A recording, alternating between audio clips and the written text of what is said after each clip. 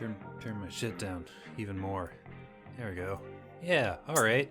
Now I'm looking like a human being and not a ghost. Not a scary ghost. A space ghost. Yeah. It's fine. It's fine. Yeah. It's just a tent. Yeah, that's fine. Shows you're a man of nature. Getting out in the outdoors. That's right. Getting in the outside. It's the best time to play your Switch. Because it has video games. That's correct. And nothing says video games like James Paley. That's me, the guy that says video games. It's true.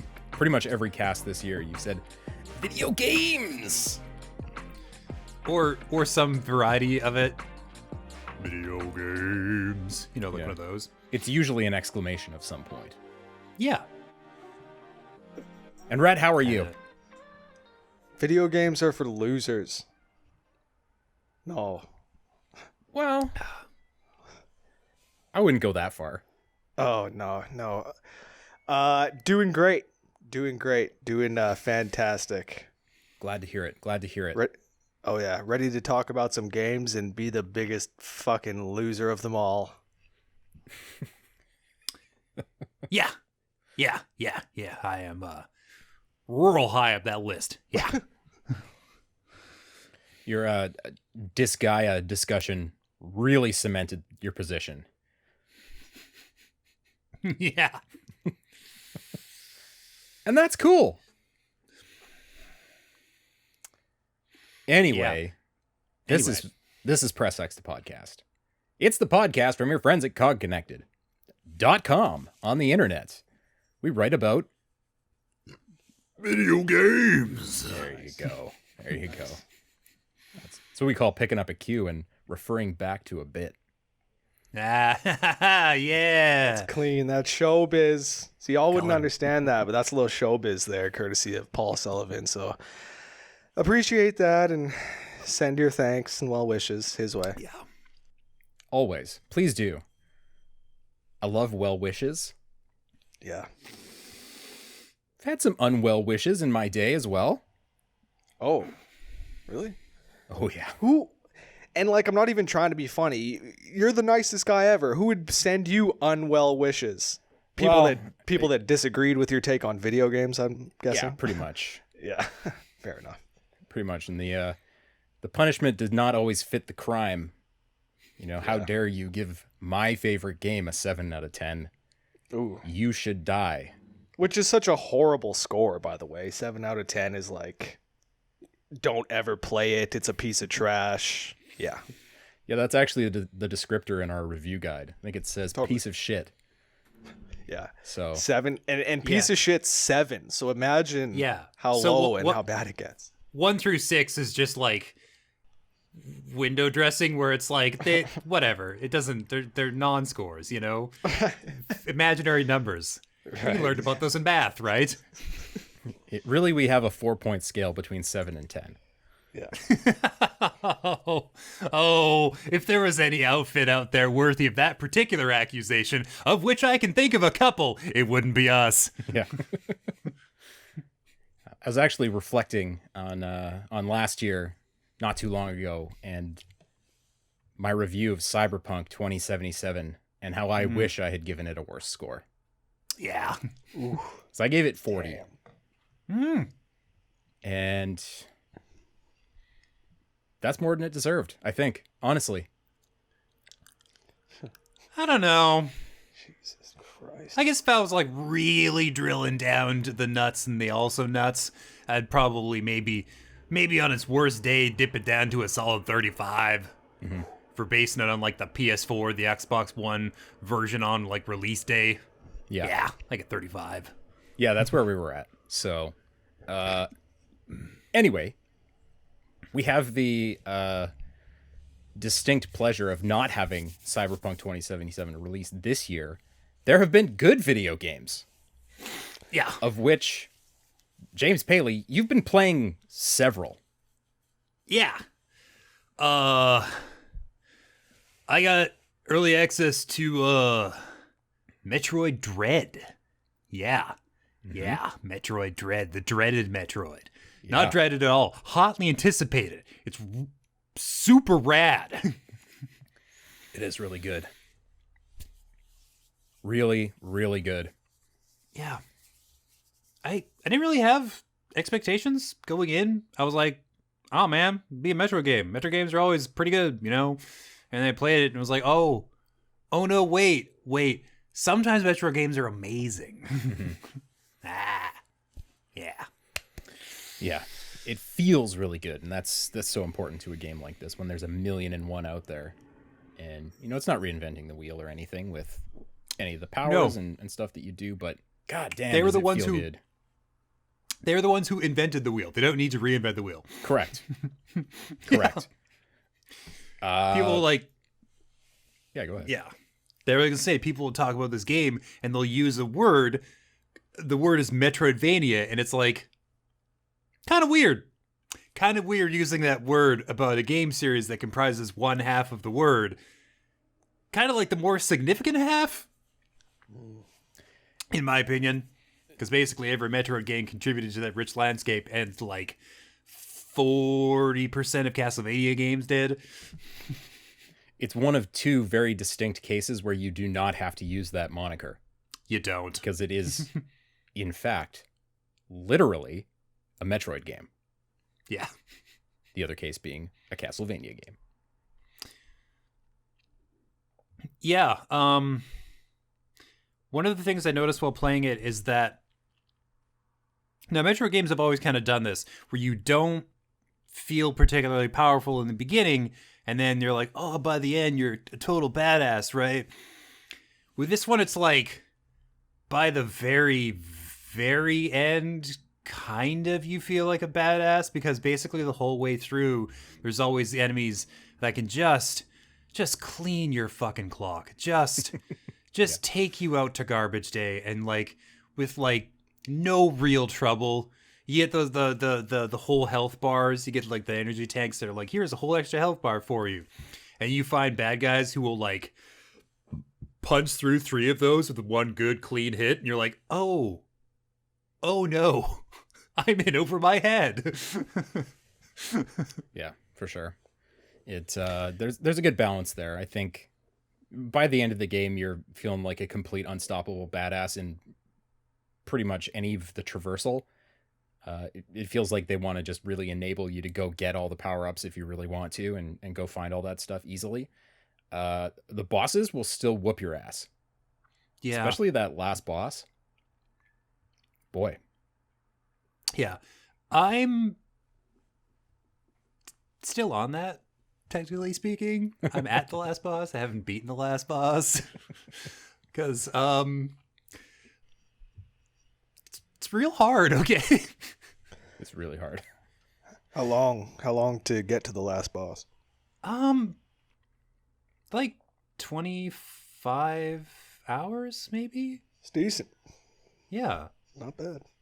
And like, there's definitely stuff you can run around and collect, like energy tanks and like missile upgrades and stuff like that. So you're like feeling more or less prepared, but they don't really make the difference in a boss fight. That's mostly you memorizing the pattern and figuring out exactly when to do what moves so you don't immediately get cut in half by combos. God, the last dude has combos.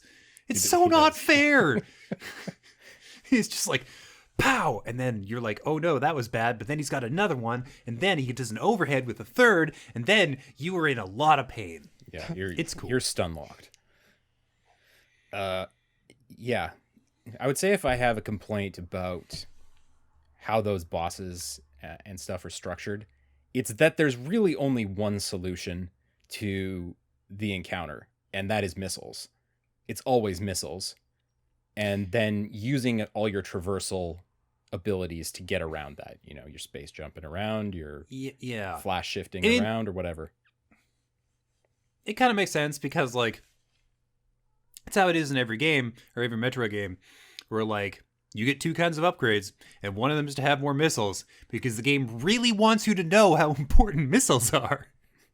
And then they give you the ability to do like a lock on and like a heat seeking kind of one, like an auto targeting one. Yeah, that's pretty sweet. And it's like, yeah, we gave you this incredible power. You should really use it so you don't die. Yeah. Yeah. That's one thing that really struck me with this game is the animation quality. It's something you haven't really seen in a Metroid game before. Not that they've really had the opportunity to have something with enough hardware power to really do animations before, but it's little touches. If you run Samus up against a wall, she sticks her hand out and presses against the wall. But if it's you lean up against somewhere where you can morph ball through, she kind of leans up against it differently, like grabs the edge of the thing. And man, it's little touches like that that just make this feel so polished. Super duper polished. Also, anytime you like pause for a second on like a particular screen, it make a pretty good like wallpaper or screenshot. Like a lot of the environments are really really spiffy. Yeah, especially for a Switch game. Oh, damn, yes. Yeah. Anyway, it's pretty good. It's pretty darn good. Probably going to find its way into my top 10 list of this year. Yup. I feel like I had something else to say about Metroid. I don't know what it was. It'll come back. Brett, what have you been doing? Yeah, you know what won't be making the top 10 list this year? I got a thought. NHL 22. Holy shit. Here we go again. Another year, another disaster. I don't want to spoil the review that you'll be able to read this week on cogconnected.com, but it sucks. Okay. It sucks. And it's not that it hasn't improved from last year. It's that I don't know how much longer we can go on with getting this mockery of hockey that they put on the ice. When I was recording the footage for that game that we put up on the YouTube channel, I was sitting back and it was just an AI versus AI game, so I was able to actually sit and watch more so than really I ever get to when I'm playing the game. And it's just insane to see how bad each player looks when they don't have the puck. You know, if you have the puck, things move fluidly enough, smoothly enough. It's fine, but everybody else, whatever they got going on in their AI, they don't like understand what's really going on. They're the teammate AI and opponent AI. They just do not have a clue. And if they do, if it does seem like they're trying to make the right move, you're going to have to get through 2 or 3 sloppy looking animations to get there. I can't tell you the number of times I've seen guys like they'll skate into somebody and they'll like look for a check, but they'll just like bounce off of them as if they never actually made contact with them. It's weird. It's weird. It's so fucked. Frostbite. It's funny. You were talking about how polished Metroid looks. NHL looks polished too, because all it's got going for it is this Frostbite engine that's put a little bit more sheen to the ice. The lighting bounces off the ice just a little bit better now, but other than that, the Frostbite engine has done nothing for this game except hold it back. EA was going on and on about how Frostbite was coming to PS4 and PS5, or next gen and current gen, and playing the game now, I'm just like, there was way too much time spent on the last gen version of this game, because this one, man, there's nothing going on. No. Nothing going on. Yeah, I rendered that video out for you, and watching some of that gameplay, it's so bad. That's right? a great way to put it. It's a mockery of hockey. Man, especially off the puck, the AI is just kind of like do this wobble. They're like wobbling back and forth, like they're trying to figure out which AI script to use, and it's constant. It's constant. nobody's able to stand still and actually like assess a play. It's just like, oh, do I have to go to the left, right, left, right, left, right? And they're just like you said, it's like they're like a fucking top that's about to stop spinning. And none of the players know what position they're supposed to be playing because they all just herd towards the puck. It's Absolutely. like Little League Timbit hockey. Yeah. Oh no, Man, it's brutal. I mean, I've been saying this for years. The game's a piece of garbage. They've got to throw it away and start something new because it does not feel at all like skating. That's what I was talking about with my roommate. It's like time to actually just hit the delete key on the source code and start from scratch, right? Select all, delete. You have to start from scratch with this because there's nothing salvageable. There's nothing salvageable from this from this iteration of this game. Two things I was going to mention. One thing that they did improve, one thing that fans have been asking for a long time, and I myself have been asking for as well.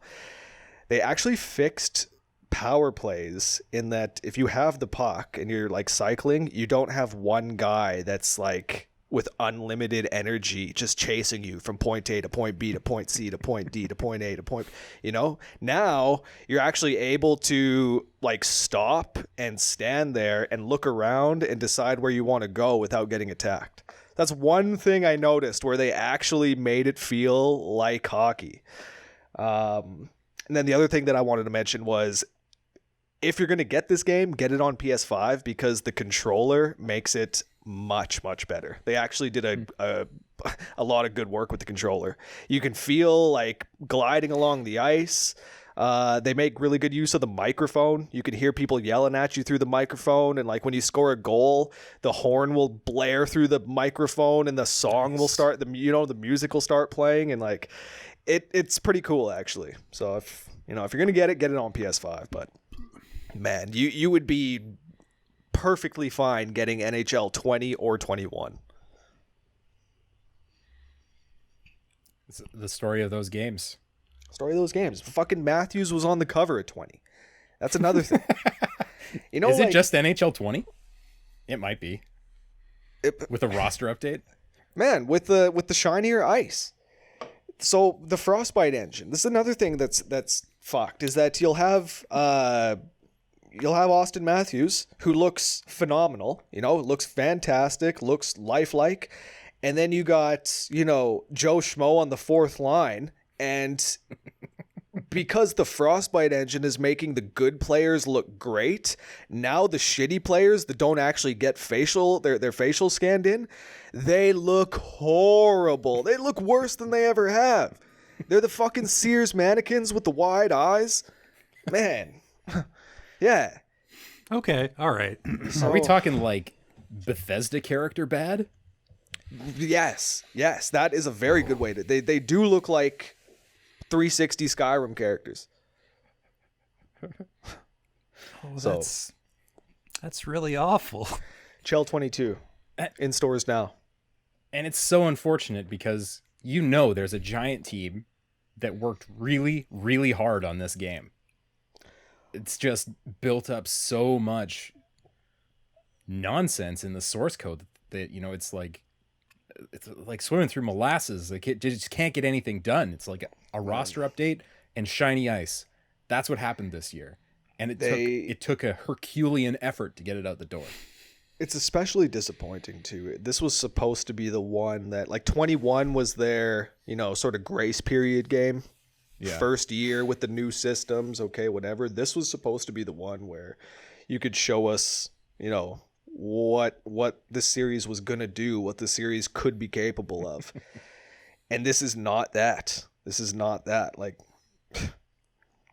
yeah. So you're saying I should just go play Wayne Gretzky's Stanley Cup hockey on the Super Nintendo instead? Man, Gretzky Stanley Cup, NHL 94. Well, I guess that's an EA game, but EA also, they were hitting the nail on the head back in the 90s. It's when they went to 3D that everything started to fall apart. Ooh, a third dimension. Yeah. It's too many dimensions, obviously. That's more than they could handle. It all fell apart. Yeah. It's that third axis. It really, really messed everything up. 100%. blows your brain open. 100%. Man. Well, that's a shame, but I am not at all surprised. No. What I am surprised by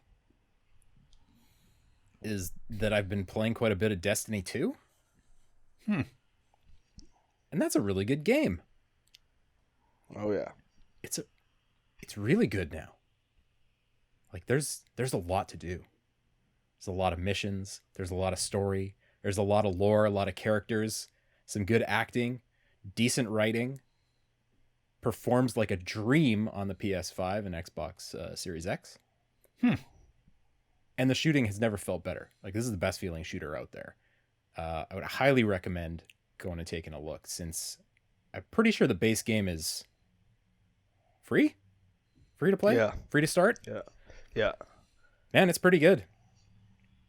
Been having a lot of fun with that, just kind of churning through some of the back the DLC content that I never got to the first time around. And it's October, so it's the Festival of the Lost, where you're shooting pumpkin heads and things like that. It's a good time. And shooting those pumpkin heads, I bet, is so satisfying. Popping heads in that game is fantastic. Yeah. I played it for a solid year after launch. Kind of fell apart because it got to the point where, you would start to get into those raids, and unless you had a team of 6 to, six? Unless you had a team of 6 people that actually knew every step of the raid, then you couldn't really progress. You couldn't advance. So here's a really neat feature that I'm assuming has been implemented more recently. They're calling it like guided runs or guided missions, where you can go through some of the more difficult or challenging content with players who are way better than you are. So people can actually jump into the strikes or the raids or whatever as guides and help people who haven't done it before through there. Huh. That's a really interesting idea. Yeah.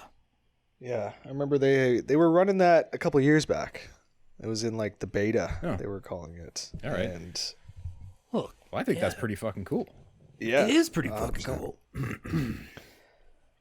Normally, that's a position you just accidentally find yourself in a rave. You're like, oh no, I'm the experienced one, and these other 5 are not that. But now it's like codified and like built in. That's much better. You don't want to be surprised by that. And volunteer for that duty. Yeah. And besides the PvE stuff, the PvP is pretty fun. Pretty much everybody who's playing PvP is ridiculously good, but the game is well balanced enough that there's still a chance. There's still a chance that you're going to pull off the headshot and take down somebody who's way better than you. And that feels pretty satisfying. As somebody who's not great at first-person shooters to begin with, I feel like I could still go into the Crucible and have a good time, or play Gambit and have a good time. Very surprised to be enjoying it that much, given how quickly I fell off of Destiny 1 and Destiny 2. But yeah, they're doing a great job with the content that's coming out. All right. Rhett, what else you been playing? Back for Blood. Might as well keep the shooter talk going. All right. Back for Blood. Left 4 Dead 3.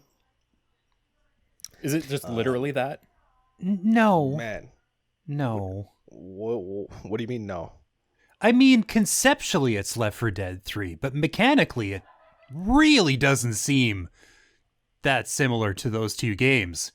Because like this feels like, I don't know, the shooting feels so slick and so... Oh, yeah. Well, it definitely feels modern. It feels a lot more like Call of Duty than Left 4 Dead. Like, Left 4 Dead was mechanically kind of like clunky and shitty, because that's what horror games do, where it's like, oh, the controls aren't going to be amazing because you need to feel scared and unsettled all the time.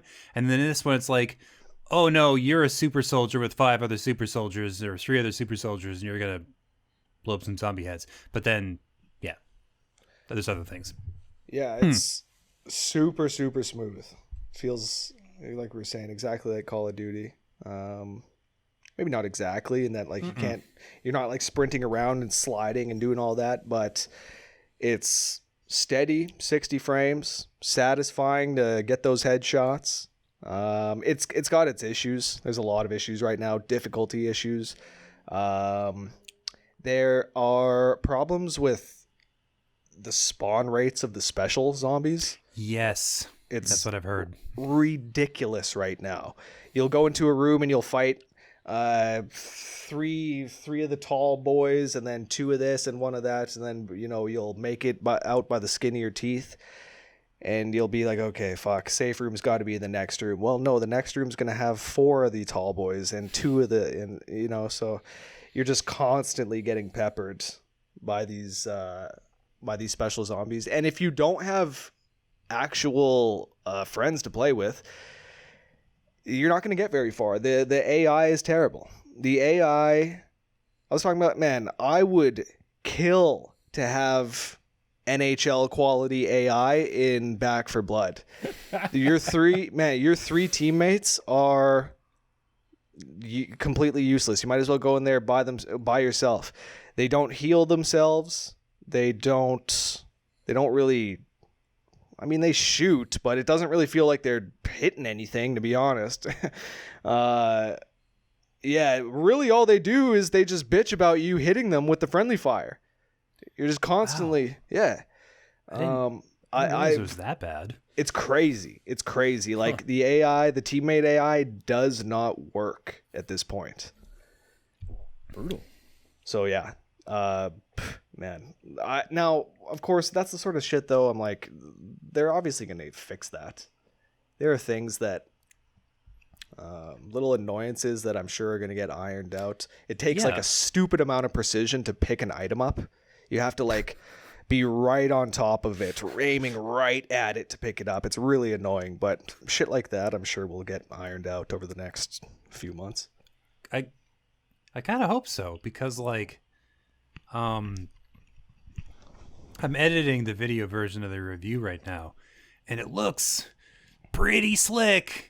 Yeah. Like, it looks like pretty smooth and pretty tasty, but like everything I've read is just, no, see, that's the thing. Why that's the point I try to drive home in the review is, despite its issues, at the end of the day, it's a damn good time. It really is. You just get in there. You can start building your character, Call of Duty style. You get a lot of upgrades, a lot of unlockables. The card system is cool too. If you like deck builders and stuff, it's not like a typical deck builder, but it's a deck builder light, I guess you could say, and that's cool too. The cards that you get end up being pretty effective. I've had a few good ones where I was like, I got them as a reward, and I was like, damn, that's sweet. Now I really want to go do another run with this card and see what that's all about. So, awesome. Yeah.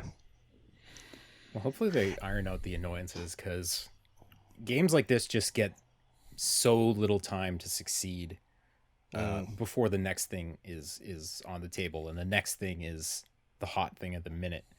I can think of a half dozen games like that already this year. Games like Outriders that were just a flash in the pan, and it's completely gone because there was something people didn't like about it.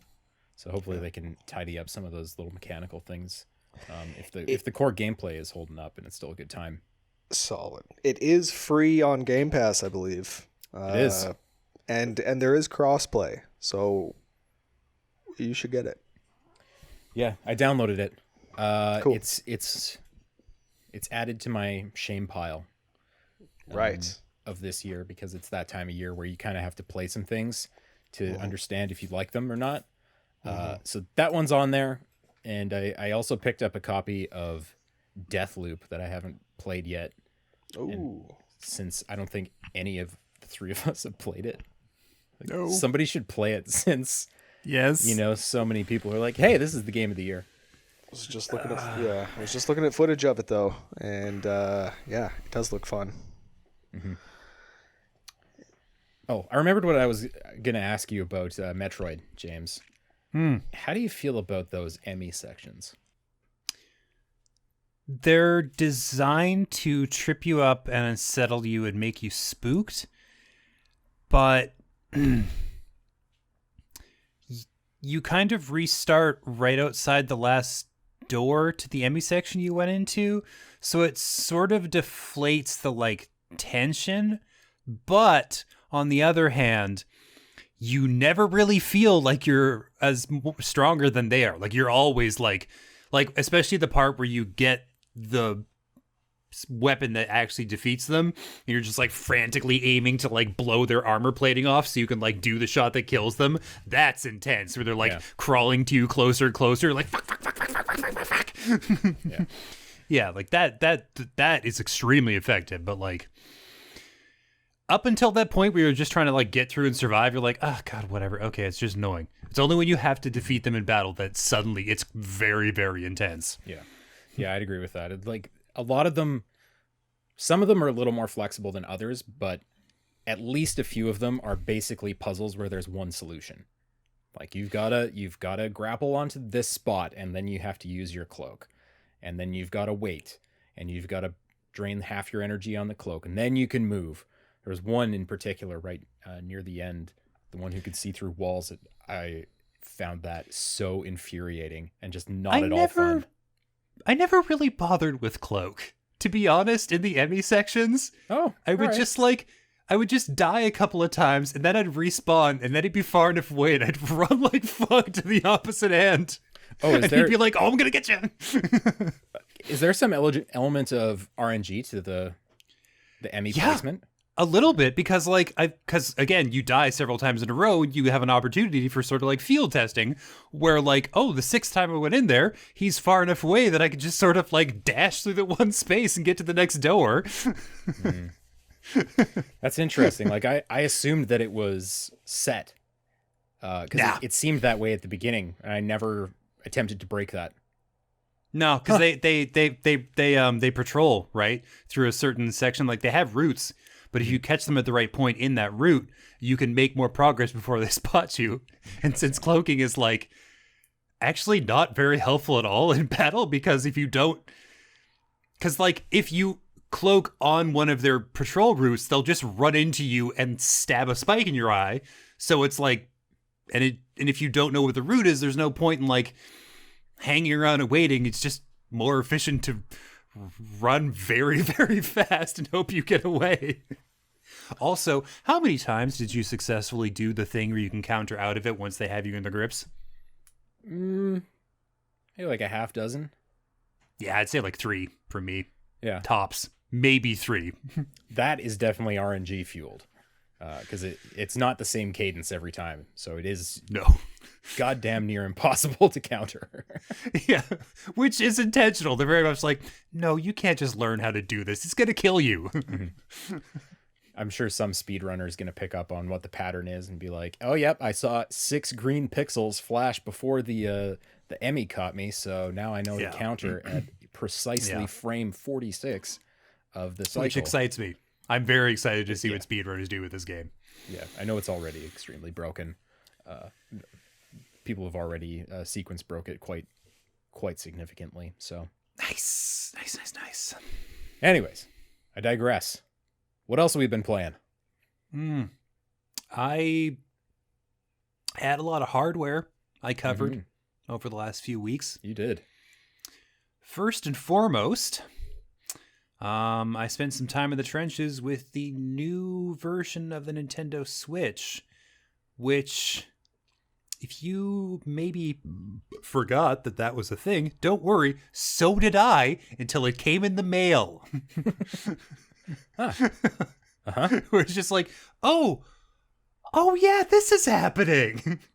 So I don't really know if anybody's out there like wondering if they should buy it or if it's just sort of slipped beneath the waves. But I'm gonna tell you right now,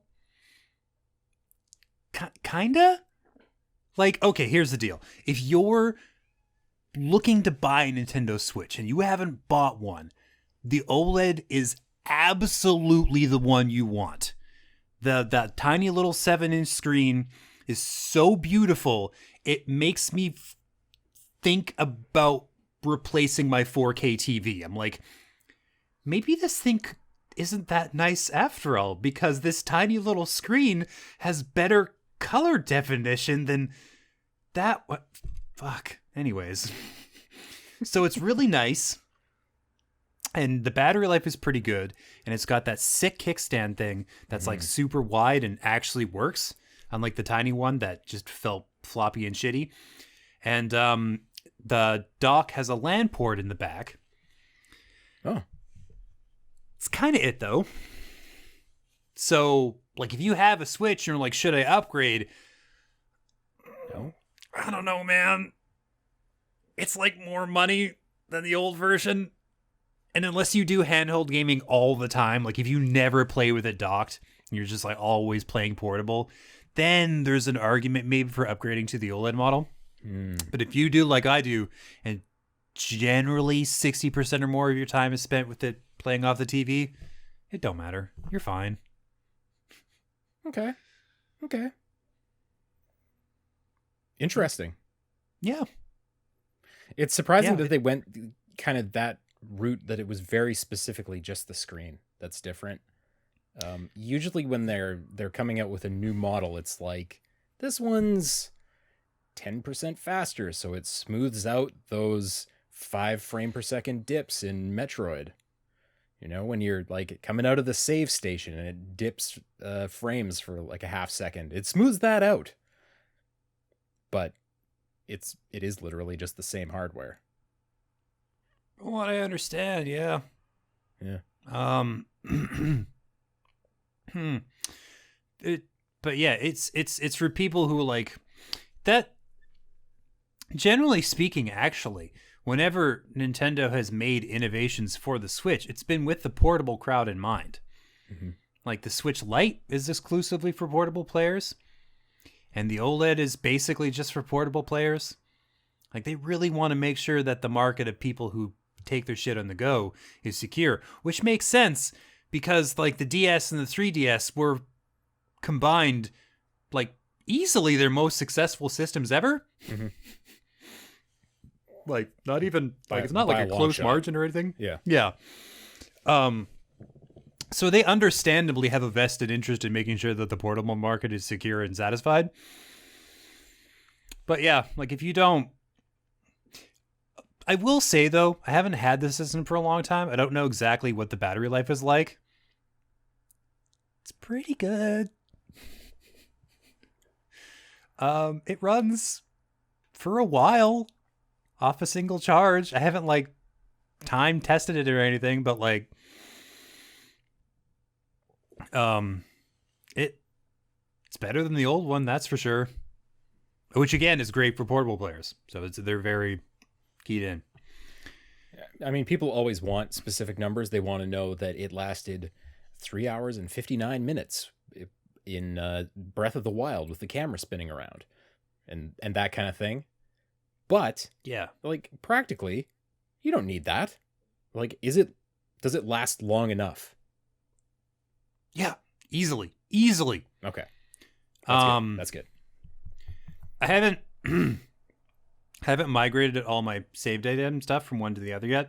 I'm kind of just like, this is the work Switch, you know, and this is the not one. Not that, different thing. Well, basically the old one is my Disgaea machine. And will be for a while longer, by the way. I'm not done. Mm-hmm. Can you ever really be done? Yes, thankfully. Oh, Christ, yes, you can. You can be done, and one day, perhaps I will. There's some other hardware I covered, but primarily there was a Switch controller Mm-hmm. with RGB lighting. okay. Yep. That's its only feature, by the way. Really, it's actually missing a bunch of shit that a Pro controller would have. It doesn't have like the motion controls or like vibration that I know of, and it doesn't have like it's wired, like it doesn't go wireless. But it has a headphone jack Okay. and RGB lighting with like 9 different settings.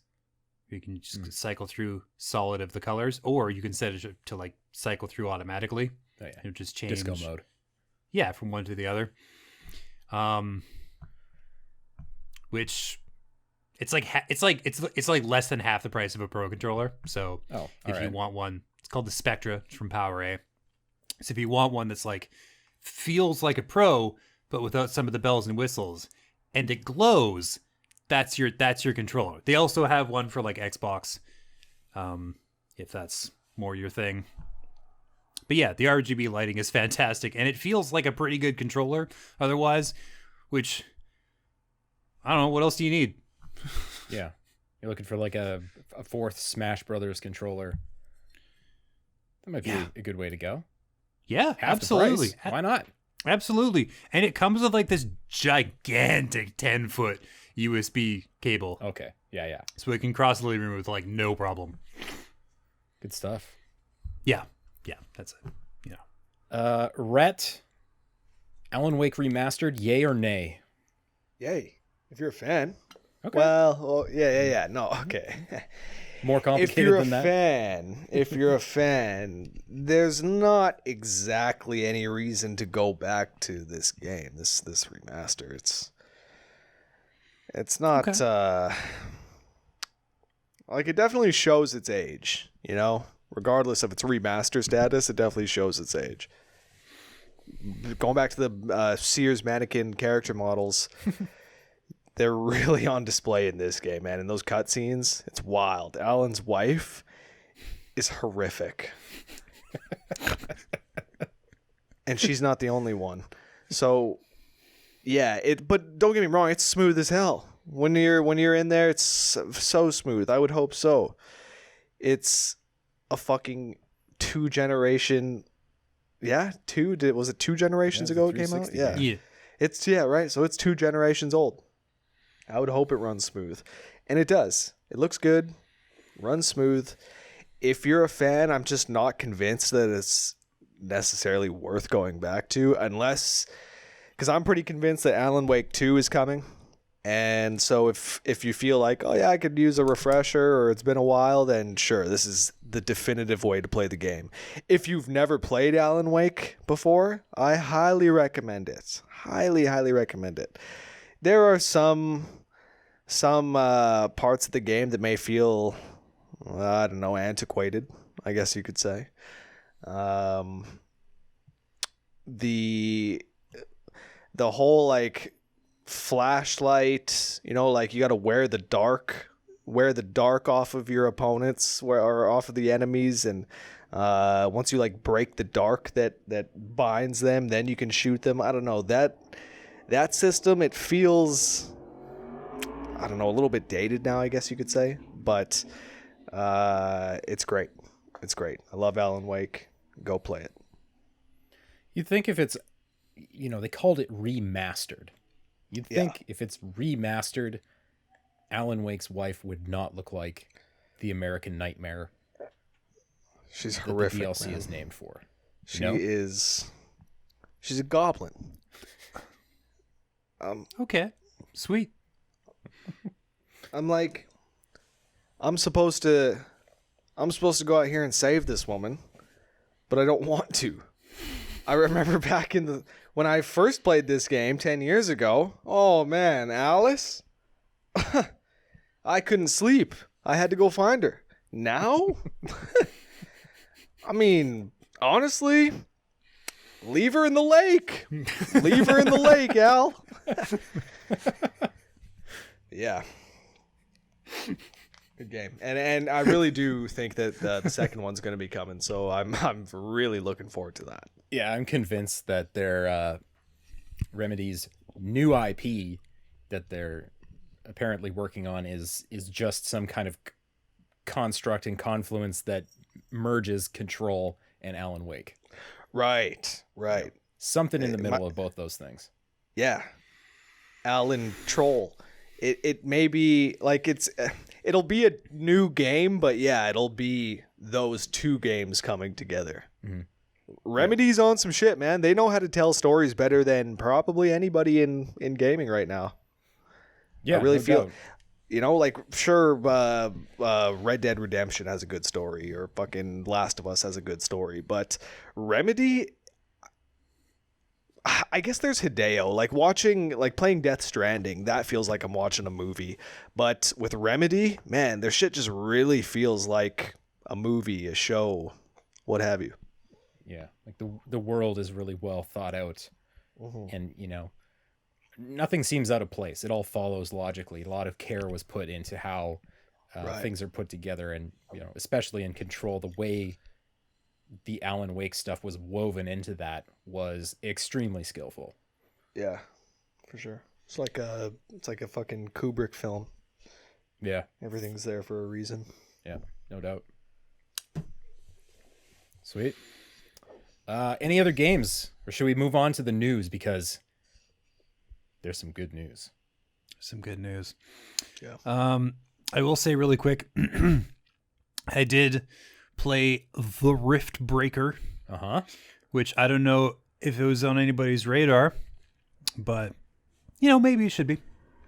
It's a combination like real-time strategy, survival sim, like bullet hell kind of game. Well, not necessarily bullet hell, but like a top-down action title where like you control a single lady in a mech, and then you and the mech are supposed to be like taming this wild, terrifying alien world so you can build a giant portal and I guess get your corporate overlords in there to start full-time harvesting the planet for its resources. Nice. Your motivations aside, the genres that it's composed of, disparate as they may be, blend together very well. Nice. You build sweet bases, you harvest them delicious resources. The game mode, the survival element comes from the fact that you actually just have one larger lofty goal that you have to survive long enough in this crazy world to successfully complete. Because like it's actually quite an involved process getting a rift built. And so rather than just being like a single mission's length worth of like RTS action at a time, like you do this stage and then you do this stage and that stage, it's just like, no, you land on the planet, you get your shit, you build the rift. If you die, we're just going to spawn you back at the thing, and you keep doing that until you either succeed or the monsters come in and break your fucking headquarter building, and then you're doomed, But like, it's a very interesting fusion of these three ideas, and it's executed in a very interesting way. It's tough, right? Which of course it would be, because again, it's that survival element, right? Where it's just like, oh, you got to really tough it out in there. But like, there's a lot of strategy where it's like, well, do I build in this formation or this way or in this concentration or like with this arrangement, or where do I focus my resources? What do I decide to build or what do I decide not to build? And a lot of like immediately apparent strategy and depth and replay value apparent like right from the jump, which is great. So if you have like a passing interest in either RTS or like a survival game and you want to see those two things mashed together, then the Riftbreaker does a pretty admirable job of doing that. So nice. Yeah. Speaking of weird fusions that somehow work, how about that Xbox mini fridge? Oh yeah, I'm getting me one of those. Man, I want that shit too. I don't even want an Xbox, but I want that fridge. It is priced to move. Like, those babies are only $99. Yeah, exactly. Yeah, it's hard to mark up a small fridge that much. Fair. What does it hold? Like 6 cans? Yeah, something like that. But still, 6 cans, perfect for your desk. Perfect for your workday. Yes. God. There's nothing better than getting in the office 8 a.m. and cracking an ice cold Coca-Cola. Fuck me. Oh, you're filling my head with like reasons to have a mini fridge. And it's just like, think of all the cans you could keep cold in a different place than your fridge. And it looks like a console you have no interest in owning. Yeah. Brilliant. Just think of the possibilities, boys. Think of the possibilities. Did they announce though, like, are these going to be a limited thing? Well, what kind of run is this fridge going to have? Oh, it's got to be limited, right?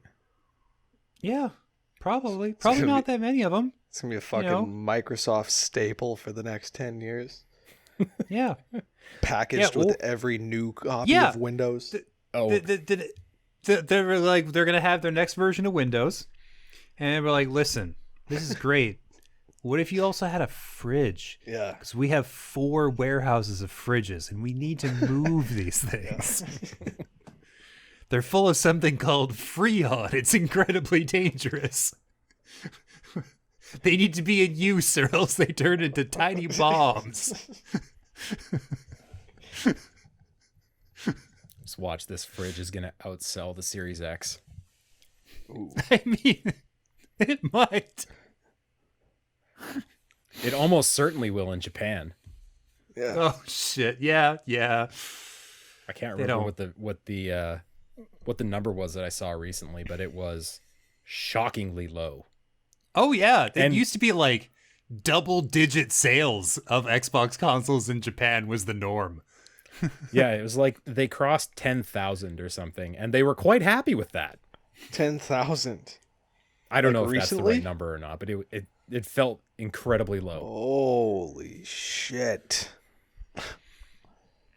Anyways, I'll get a mini fridge. I don't care. Yeah. It's green inside. Every streamer on Earth is gonna be like, yeah, and so I got this mini fridge. It looks really great over here, and I can hold all my G Fuel or whatever the fuck it is I'm shilling this Totally. week. 100%. Hey, maybe we could hit Microsoft up and have a couple sent our way. Hey, we'll review these. Yep, keeps these cans cold. We'll fill it full of whatever subsidiary you've recently purchased. I don't know. There has Yeah. to be one. 100%. We'll put the review under cogconnected.com's new appliance section, Nice. where we exclusively review mini fridges. I don't know. Yeah, right next to the Black & Decker. Step up your game, Nintendo. This is a gaming blender. Yeah. It's got RGB. Yeah. I'd be tempted. Yeah. Anyway, Elden Ring also leaked out Yeah. footage of that, and it looked worse than the original Alan Wake. Oh. It looked awful. But, obviously it was some kind of internal test, and doesn't look like it will actually look in the end. Is this that multiplayer, like Dark Souls kind of game? Yes. Yeah. So. I don't know. I don't think we really know. But Okay. yeah, it's the one that's George R.R. Martin Yeah. collaborated on or whatever. And yeah, Yeah. I think they mostly just got his name attached to it. I'm not even sure he's actually writing anything. classic. No. Okay, it looks like they've done some work with the character model. It looks like the backgrounds are mostly, well, I don't want to call them matte paintings. That seems unfair, but matte paintings. Yeah, okay. This is why leaks suck, because you get this build going out in the world that's not really ready for the public. Yeah. And if you saw it at like an expo, like an E3, for example, they'd be like, all right, no, keep in mind, this is the pre alpha. This is basically the first thing we could cobble together, a little vertical slice that doesn't immediately set fire to the console when we turn it on. One of those things. Is there a release date for this one? I feel like it was one Yes, of the it February was ones. pushed from January to February of 2022. Right into that February mix. Yeah, the meat grinder, the February meat grinder. Yeah. The February is the new November. Yeah. Super cool. Can't wait. In yeah. unrelated news, I will be in Southeast Asia at the end of February. The very last day of February, I will be on another part of the planet. So miss me with some of that shit. We'll just get you a few Switch games to review while you're. No. Oh, don't worry, we'll find you something. It's the last day of February, so I can cover everything that comes out in the meat grinder. Oh, It's okay. just as soon as the meat grinder is done, then I'm going to Southeast Asia. Yes. Yeah. Yeah. We'll send the ground meat of your body over to Southeast Asia for Ooh, tasty. purposes. Yeah, for cooking. Obviously, I'll be delicious. Some of that East Island Trading Company paprika on you. Long make anybody pig, delicious. baby. Oh yeah. Oh yeah. So DC fandom. The hell is that? Could not think of a segue there. I'm sorry. Couldn't go from cannibalism to really Yeah, anything yeah, else very It's smoothly. literally Speaking of somebody basically consuming itself, DC is serving up platters of its own IP that has been recycled over and over again, now in video game form. Did you like Suicide Squad? Did you like No. it the second time? How No. about the third? Oh. Now is a video game. Oh god. I didn't watch whatever. either of those trailers. Did they look any good? That was great. Okay. No, I don't know. Yeah. Did none of us watch it? Wait.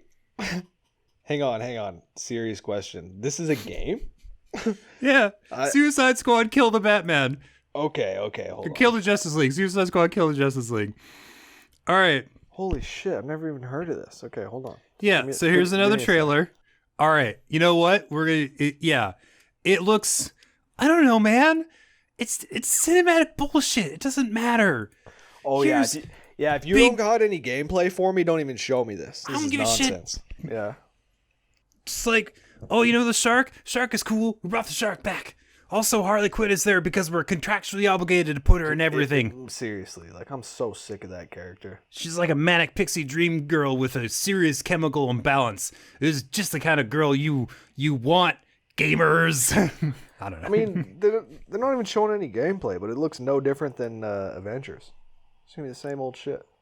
yeah. it does Oh, kinda I look was like thinking that, like doesn't it? Injustice, like Injustice, that yeah. those kind of graphics, but like in a big open world action thing. Yeah. I don't. Okay, right here, right now on this podcast, we have to figure out what is Gotham Knights. Gotham I Knights. just Oh, yeah, that's a scanned through it game. and I do not know. Oh man, Right. It's coming out next year. thank Allegedly. God. Oh, Is it? we're so okay. Is it like an open world thing where like you play these people, the ones in hockey pads. You play the hockey pad squad running around doing hockey pad shit, right? Yes. I think that seems like a lock. Okay. So it's just 2 story trailers? Oh my god, I'm sorry. I pretended this was news, guys. It's not news at all. So, I mean, well, I did DC. piggyback onto this by adding in the new The Batman trailer. Oh, there Oh, you go. holy shit. Let's take a minute and talk about that trailer. Yeah. I'm intrigued. Yeah. So my fiance brought up a very interesting point, which is that it used to be billionaire playboy Bruce Wayne during the day, sociopath in a costume at night. But we've like fully erased the first part from the equation. It's just like there's a man who's sad about all the murder, and then he puts on the costume. It's just like Bruce Wayne is the costume, Batman is the person. And so we've kind of left behind all the fun, rich shithead energy that we could have had with this character. Like, we don't have to like Bruce Wayne It's fine. He can be an embarrassing asshole who just like, you know, oh, look at me. I'm throwing my parents' money away and like letting my company be a giant corporation. I don't know. You could just sort of like let it loose and do its thing, you know? And then at night, he's the competent, cool, murderous lunatic. Wow, just like 3 minutes of story. Jesus Christ, DC fandom. Thank you for that, I guess. Yeah, figure it out. Hey, do you guys think that there'll be nipples on Robert Pattinson's Batsuit costume? No. Oh. I don't. That's pretty confident. I think... That is. I think it could go 50-50. I think this is one more fucking studio or one more team who are like, people really need another super serious, grim, dark Batman. Yeah, that's a bunch of nonsense. Give me my Michael only Keaton. hope. My hope is that they will lean so far in this direction that they trip over their dicks and fall backwards into something beautiful. Like, they wanted so much for it to be a serious movie that they accidentally make a Schumacher film. That's my fondest wish. I know I'm not going to get it, but like seeing Robert Pattinson say, "I'm vengeance," right into the camera, into the faces of the whole audience, like a little spark of hope. It's going to be something cool. Yeah. He's a good actor. Pattinson? Yes. He's terrific. He is really, really good. No idea what he's doing here. Right? It's such a bizarre, but... Maybe he can save it. Yeah. Maybe he can save the movie like he's going to save Gotham City. Ooh, nice. Who's playing Riddler? Paul Dano. Paul Dano. Yeah. Nice. Of There Will Be Blood fame. That's the one. And other things since then, one assumes. Not that I can name any. I think he was in The Revenant. Very similar in tone and feel. Yeah. Cool. That was pretty much it, though. Yeah. You know, the nice thing about having Robert Pattinson on a project is that he's very good at figuring out what the movie's going to be about a quarter of the way through filming and then adjusting his performance accordingly. Nice. Yeah. Good call.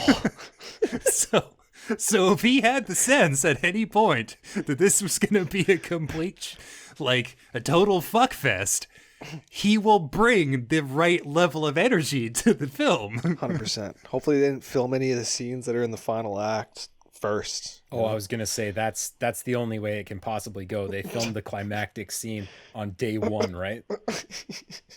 And sometimes they do Completely that different shit. tone from the rest of the movie. Yeah, absolutely. Also, and this is important, but our boy Pattinson definitely had a tiny bit of COVID. Oh, Like a little, just a whisper of COVID-19 during the filming. Not like after the filming. So there's definitely going to be like a Batman that's like really noticeably more exhausted and beaten down than he was in some other scenes. Right. Perhaps not in a chronological sense. Classic. Maybe that's when they did the Bruce Wayne stuff, because he looks near dead. In He those does. scenes. He looks decrepit. Like, I'm sorry, buddy. I know that's not necessarily an act. That might be you truly clawing your way back from death's door. And if so, I'm very sorry. But you kind of look like shit. And okay, It's I don't know. 0% believable that guy goes and puts on the bat suit and wrecks shop.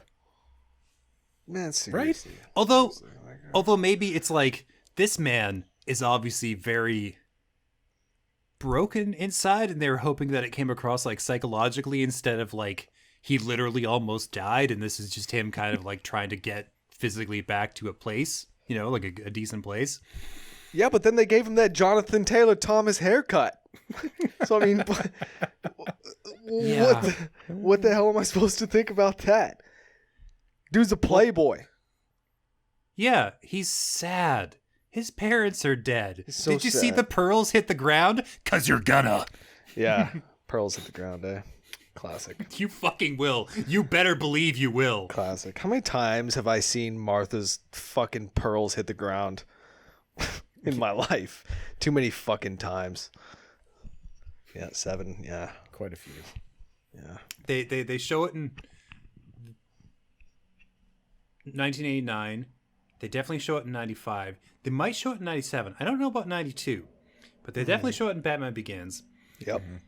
They probably no, they definitely show it in Batman versus Superman, and they're probably going to show it in the Batman. Yeah. Right? This Batman is way too tortured to not show his mom getting killed. Like, you know. And his dad. Yeah. I think they add the bat nipples in post-production. Oh, I love it. I love it. Put a bat cock on him too. The bat dong. Yeah, the bat dong. Yeah, exactly. He fucking that replaces his batarangs. Yeah. Better Wang. Come on, guys. Yeah, there it is. There's the title of the episode. I'm already thinking about how to make that thumbnail. And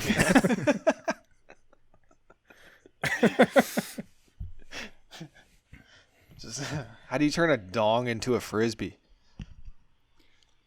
I I don't know. Is there an answer to that? I don't want to know. You'll figure it out. Okay.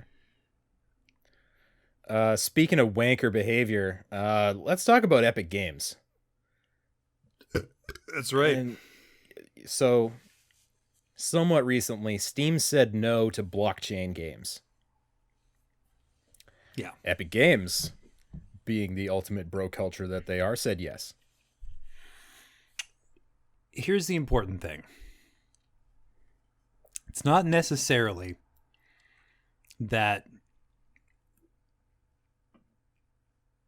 like, not even, never mind whether or not crypto or NFTs or blockchain technology is inherently good or bad. Never mind the potential environmental impacts of this stuff in the long term. Never mind any of that nonsense. Mm-hmm. There are a pretty remarkable amount of scams associated with NFTs. Yes. Like a lot. Like every other week, another like game or project like vanishes in a puff of smoke as some like person-shaped cloud vanishes into the distance carrying a suitcase trailing dollar bills. Like this happens a lot. And games, famously, when you make a game store big enough, you attract shovelware. It's like bottom feeders, like kelp, gathering around the base of the structure, as it were. And if you introduce fucking blockchain technology to that, which is in itself, unfortunately, somewhat vulnerable to scams, as we've noticed, because it's new and not very regulated by comparison, it just feels like we're like priming the pump for some like scorching hit piece article from some big news publication being like, here's the company that like stole $4 million in backer funds before disappearing off the storefront. Like, Yeah. I mean, it's not a question of whether that will happen. That will happen. and like, Okay, I guess. Epic is, some of Epic is in fact Tencent. And Tencent is basically just the Chinese government. And the Chinese government, from what I understand, is maybe trying a little bit to kind of clamp down on the crypto bit issue. Now, I just pulled this directly out of the deepest, foggiest recesses of my brain. I have no source to back this up. I have no evidence to prove this is true. I have read, or believe I've read, at some time in the past, that China was at least considering removing some of the crypto mines from their area, local, like their own country. Is this true? Wow. I feel like I read it. And if that's the case, it seems weird that Tencent would be like, well, yeah, all aboard. Blockchain games. Yes. Fire us up. Let us do this thing. It's a great plan. You know? Hey man, I know. It's a weird thing. You know? Rarely are there such uncertain pieces of our culture than around blockchain. There's such a range of opinions about what it means for the future. Yeah. I don't know. Somebody is terribly, terribly wrong. Yeah. I'm not,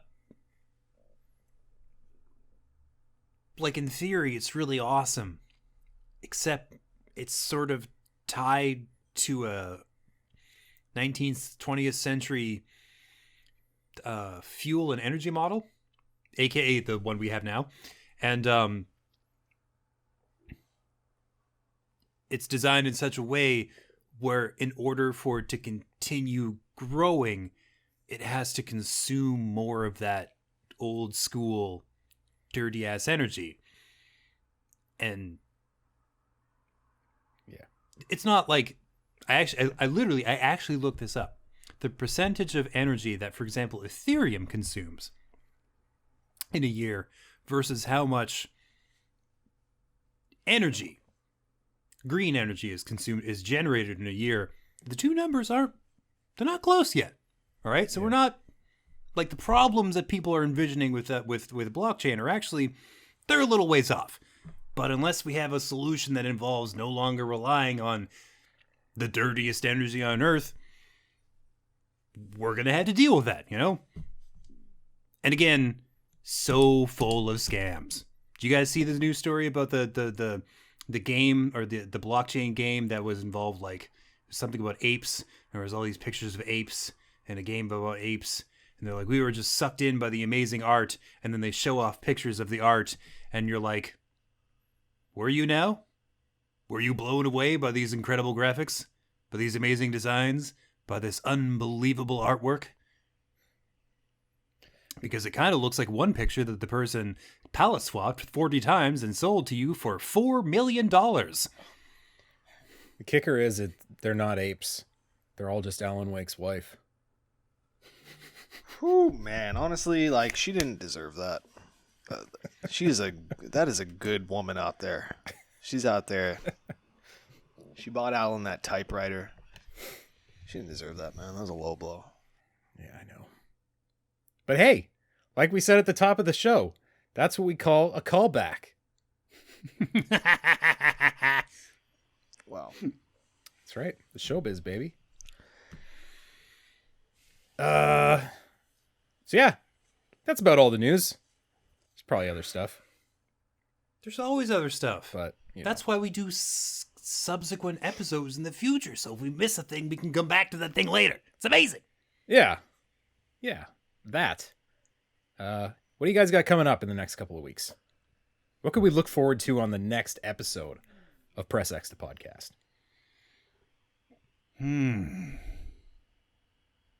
Probably me covering Switch games. And maybe, just maybe, playing some high-quality PS5 titles in anticipation of our Game of the Year podcast. Because I haven't been, and I should. Good call. Yeah. I am likely going to be playing some Riders Republic in the near future. Yeah. Hell yeah. And cautiously optimistic about that one, based on the beta. It was pretty fun. And All right. just the kind of game that Ubisoft icon soup is really suited to, where you can just always find that next mountain bike race to jump into, or the next jetpack thing, or whatever. Anyways, stay tuned for more on that. Stay tuned. Yeah. Like, not the whole time, but like, come back when the next episode comes out. Yeah. What about you, Rhett?